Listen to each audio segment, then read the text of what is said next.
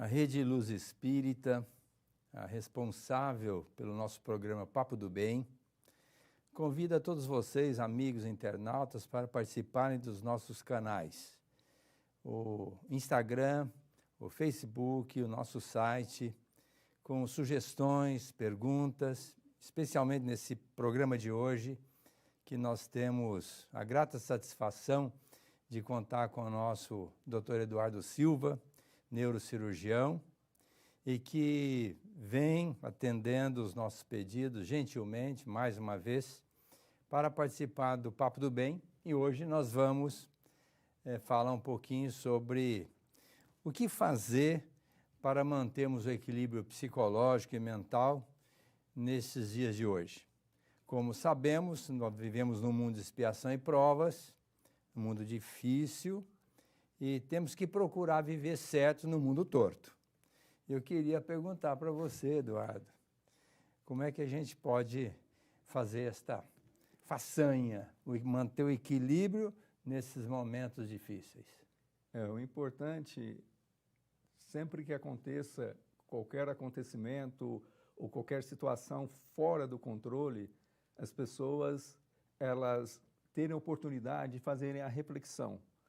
O que eu tenho observado durante o meu trajeto de vida, sempre quando surge uma determinada, entre aspas, crise, as pessoas ficam desesperadas, geralmente elas assistem muito noticiários e elas não fazem um questionamento até onde é verdade, até onde chega a um certo grau de realmente importância, e a partir do momento que as pessoas elas isolam um pouquinho o mundo externo, elas perdem um pouco essa conexão com o mundo externo, que é um mundo da preocupação, um mundo das emoções negativas, do medo. Eventualmente isso provoca muito ansiedade, muito estresse. Agora, nessa condição, qual a minha orientação? Inclusive eu faço pessoalmente e oriento minha família. Relaxamento, meditação, reflexão, e eu gosto muito da oração da serenidade. Então, Senhor, me dê serenidade para aceitar o que eu não posso mudar, me dê inteligência para fazer o que eu posso e sabedoria para distinguir entre o que eu posso fazer e o que eu não posso.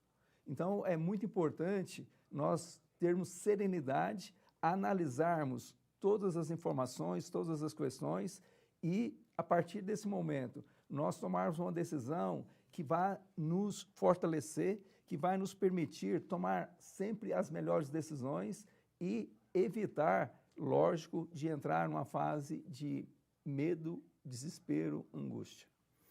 Eduardo, existe um pensador da antiguidade, o Pascal, que ele disse que nós temos um vazio interior, que só é preenchido, esse vazio, por uma cunha chamada Deus. Você não acha que muitas das vezes falta a confiança da criatura neste ser supremo, Deus? Com certeza, porque a partir do momento que você, como bem analisou essa interpretação de Pascal, a partir do momento que nós vamos para dentro, nós temos a capacidade de serenar a nossa mente, nós vamos para um vazio onde tem o zero absoluto, a energia absoluta, onde tem a fonte criadora, onde tem Deus. A partir desse momento, nós podemos criar conforto interno e, inclusive, nos fortalecermos para enfrentar o que a vida nos oferece. Porque, a partir do momento que nós nascemos, as circunstâncias vão acontecendo e nós temos uma condição de ter um autocontrole das nossas situações. Eu posso decidir ficar dormindo até mais tarde, eu posso decidir escovar o dente naquele dia, tomar um café, trabalhar. Então, essa é uma decisão minha. Inclusive, eu posso decidir ficar com medo, ficar com raiva ou ficar ansioso. Agora, tem algumas situações que não dependem das nossas decisões para que os atos aconteçam. Por exemplo, se começar a chover agora, é uma decisão que eu não tenho como controlar. Então, nós temos que aprender a entender, compreender e respeitar as leis do universo, as leis de Deus, que são imutáveis. A partir do momento que nós temos essa conscientização e que nós vamos para a fonte, para o interno, aí nós conseguimos realmente conquistar muita energia, muita confiança, autocontrole e força. Partindo da premissa que nós estamos falando de alterações da mente, esses transtornos psicológicos.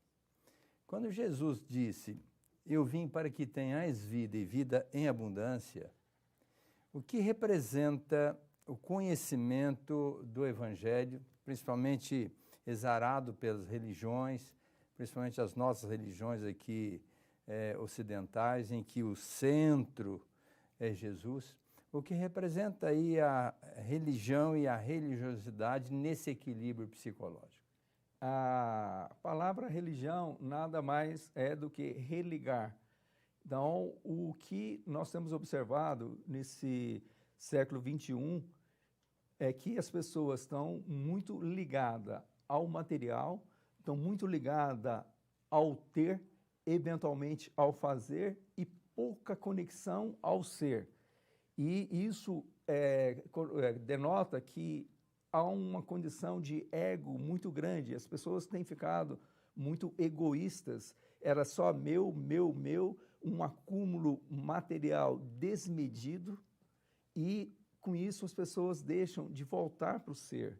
A partir do momento que nós temos essa capacidade de voltar para o ser, inclusive se nós analisarmos a história dos grandes seres da humanidade, como Jesus, Buda, Krishna, Chico Xavier, Madre Teresa de Calcutá, o foco deles foram no ser e não no ter. Ótimo. Nós sabemos que às vezes a pessoa desfoca. E quando ela desfoca, ela deixa de estar valorizando o mais importante, que é o seu momento. E quando Jesus disse que a gente deveria deixar cada dia com o seu problema, como é que fica para a gente manter esse equilíbrio quando a gente se deixa permitir a essa viagem mental no amanhã e deixando aqui e agora? Essa é uma questão muito importante, porque a grande maioria das pessoas, infelizmente, e mesmo nós, em grande parte do tempo, nós ficamos focados ou eventualmente no passado ou no futuro. E nas minhas palestras eu costumo orientar as pessoas que no momento que nós estamos respirando, que é o momento que é o presente, é o aqui e agora, aonde nós podemos tomar todas as nossas decisões e aonde nós podemos focar o nosso propósito de vida e aonde nós podemos alinhar a nossa missão de vida. O que acontece então com as pessoas que estão no ontem ou no passado? Elas estão sofrendo um sofrimento mental, não é um sofrimento físico, porque elas estão numa condição de depressão, de tristeza, porque elas não conseguem manter o presente e elas ficam focando só no passado. Isso denota tristeza, depressão. Agora, as pessoas que estão focando no futuro, elas também estão deixando de viver o momento, o presente, o aqui e agora. E nessas condições, as pessoas estão ansiosas, preocupadas. Preocupação, vários trabalhos mostraram e mostram que de cada 100 preocupações que as pessoas têm, 90% não se concretizam. Então, é uma perda de energia. E uma das coisas que eu aprendi, aonde você coloca a tua atenção, aonde você coloca o teu pensamento, aonde você coloca o teu sentimento, é onde você coloca a tua energia. Se as pessoas colocam a energia no passado ou no futuro, nas emoções negativas, nas emoções autodestrutivas, elas vão produzir uma série de bioquímica, de neurotransmissores e hormônios, e isso vai promover um desgaste, um enferrujamento em cada célula do corpo. Agora, a partir do momento que elas têm pensamentos altruístas, pensamentos proativos, pensamentos que elas são responsáveis pelo que elas pensam, pelos que elas sentem e pelo que elas executam, a pessoa torna-se coerente e, com isso, mantém um autocontrole mental e emocional. Bom, como você falou sobre neurotransmissor, nós sabemos que uma das fontes da produção de neurotransmissor é o exercício físico. Como é que você coloca o exercício físico dentro desse contexto do nosso equilíbrio psicológico? O exercício físico, doutor Aguinaldo, todos nós sabemos que é fundamental para o ser humano. Eu, normalmente, quando eu atendo pessoas que eu percebo que estão com um desequilíbrio emocional muito comprometido, eu faço um compromisso com ela. Você realmente quer melhorar a tua vida? Quero, mas você vai manter uma disciplina que eu vou te orientar? Vou. Então, eu te recomendo fazer 1 a 2 horas de atividade física por dia. Começa a fazer uma progressão cada 10 minutos por dia, aumentando. É lógico, fazer uma avaliação clínica e, com isso, com 1 hora ou 2 horas de atividade física, eu já tive e tenho vários pacientes que curaram de cefaleia, curaram de depressão, de tristeza, de angústia.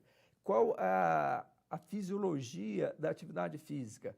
Além dele estimular os nossos músculos, as nossas articulações, ele produz um aumento da frequência respiratória, da frequência cardíaca, aumenta a nossa oxigenação cerebral, aumenta o número de nutrientes que vão para o cérebro, aumenta a quantidade de sangue que vai para o cérebro. Isso produz dopamina, que é o hormônio do prazer, ele produz endorfina. Para nós termos uma noção, eu vi recentemente em alguns trabalhos americanos que 1 grama de endorfina produzida pelo cérebro, ela corresponde a 27 vezes a morfina injetada na veia de uma pessoa que tem dor de câncer. Além disso, a atividade física, principalmente aeróbica, ela melhora a produção de fator neurotrófico derivado do cérebro. O que é isso? É chamado também neurotrofinas, que é um fertilizante para ativar as conexões cerebrais, para melhorar as nossas sinapses, inclusive para formar uma neurogênese. A neurogênese nada mais é do que a formação de novos neurônios. Além de ela acalmar a mente, ela fica mais inteligente, ela melhora a memória, ela melhora a atenção através da atividade física. Que importante que é fazer exercício físico, né? Agora, nesse momento de pandemia, ao invés de ficar em casa paradinho, tem um quintal, vai lá fazer um pouco de exercício, vai ser muito bom. Bom, eu quero lembrar que nessa proposta de estudo, é fundamental que nós façamos uma reflexão do que é que nós temos para ofertar, porque às vezes a gente quer exigir da pessoa alguma coisa que ela não tem para ofertar, e por conta disso, pela ignorância, pela limitação, ela vai continuar sofrendo, apesar das facilidades, das situações positivas em volta, exatamente por conta das dificuldades. Nós sabemos que os 2 grandes entraves para a humanidade é o orgulho e o egoísmo. Então, nós precisaríamos fazer uma reforma íntima, a começar por trabalhar as nossas imperfeições. Como é que a gente descobre o que nós precisamos mudar em nós para adequar as propostas transcendentes? Porque a grande problemática nossa, em qualquer sentido, é estarmos em desalinho com a proposta divina. O que nós podemos fazer e devemos fazer, Eduardo, para a gente estar alinhado e vencer as nossas próprias dificuldades, principalmente morais? É importante, primeiro, as pessoas fazerem uma autoavaliação. Porque, a partir do momento que eu tenho um desvio moral, ético, e se eu não faço uma autoavaliação, se eu não sou verdadeiro comigo, com a minha consciência, então eu estou negligenciando isso. Eu faço um escudo. Então, faça de conta que não é comigo. A primeira coisa, então, na minha opinião, é fazer essa autoavaliação. E tem um sistema importante que eu aprendi em cursos de neurocoach, é você escolher 4 ou eventualmente 10 pessoas que você imagina que sejam seus amigos, eventualmente a sua família, e pedir sinceramente para eles, me mostre as suas virtudes, as suas fraquezas e como você se comporta. A partir do momento que você pede esse feedback e as pessoas te dão com honestidade e você tem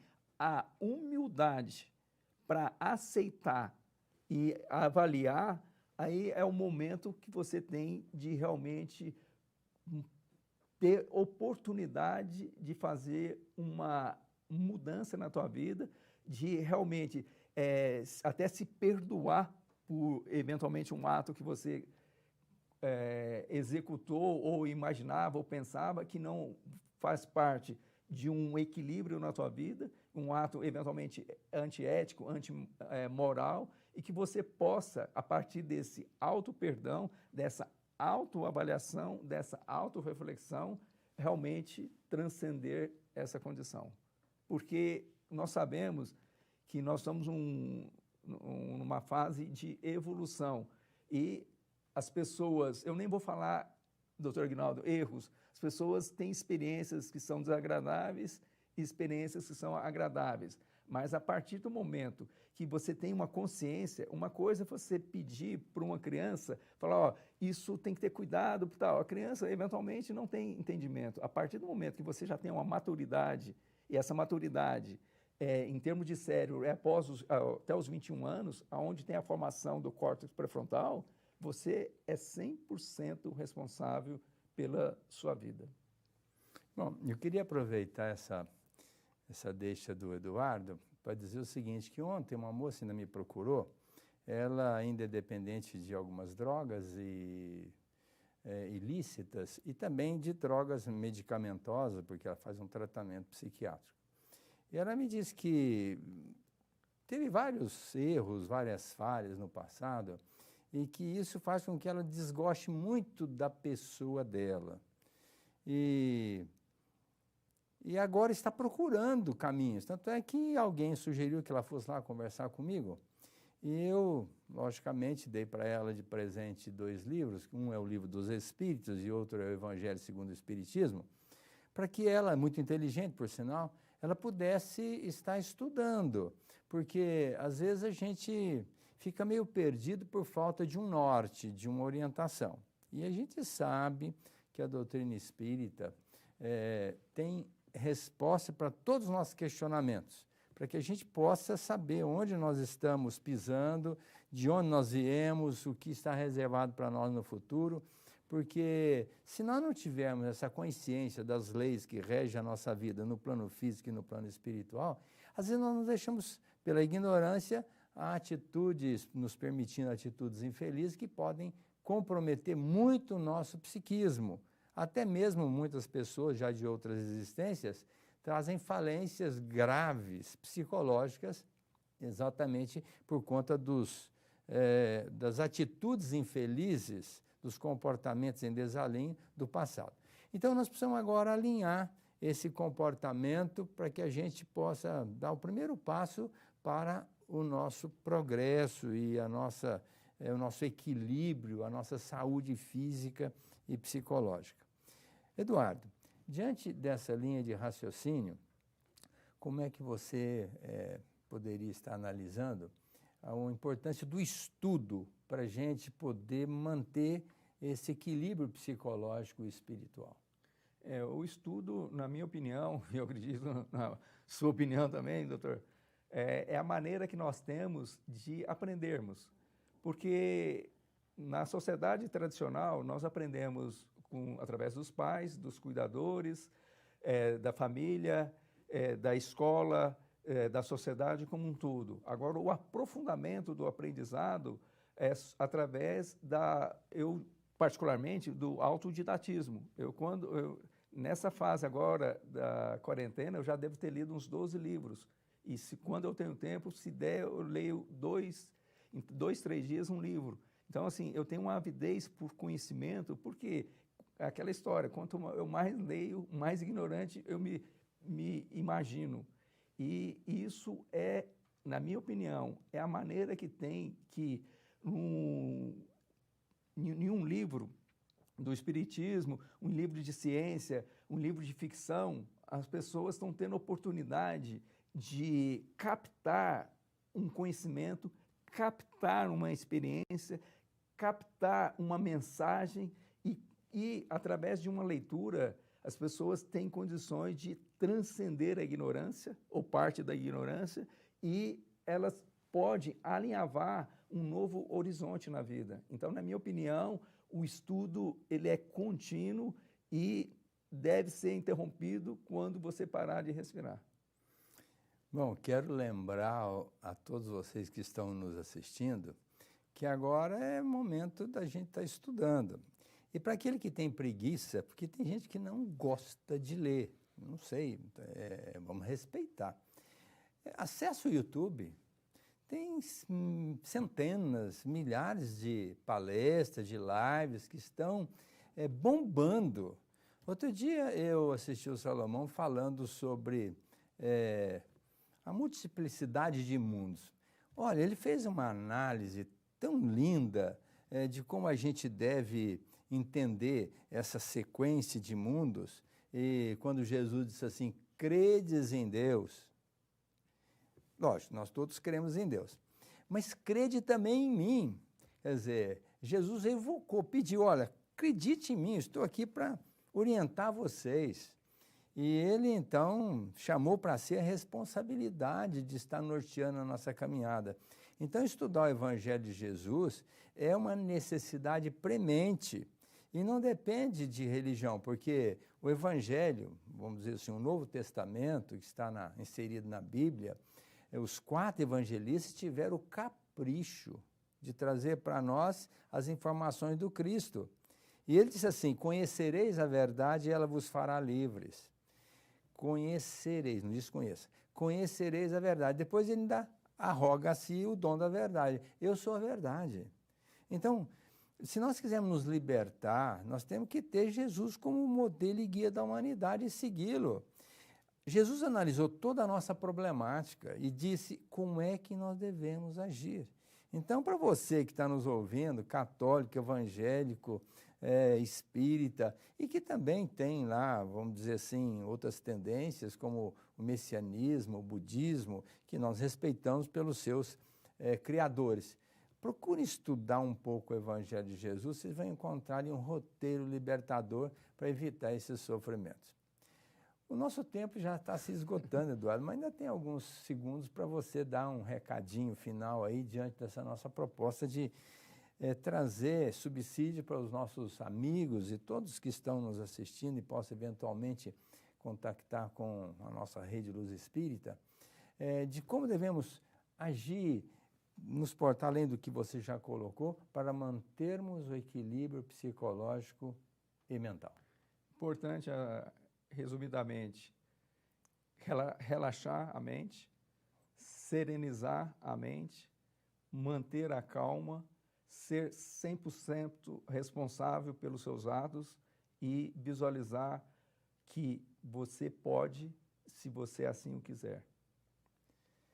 Então, meus amigos, estamos finalizando nosso programa com a nossa gratidão pela sua participação, convidando vocês para quarta-feira que vem estarmos aqui mais uma vez no Papo do Bem. Um bom dia a todos, muita paz.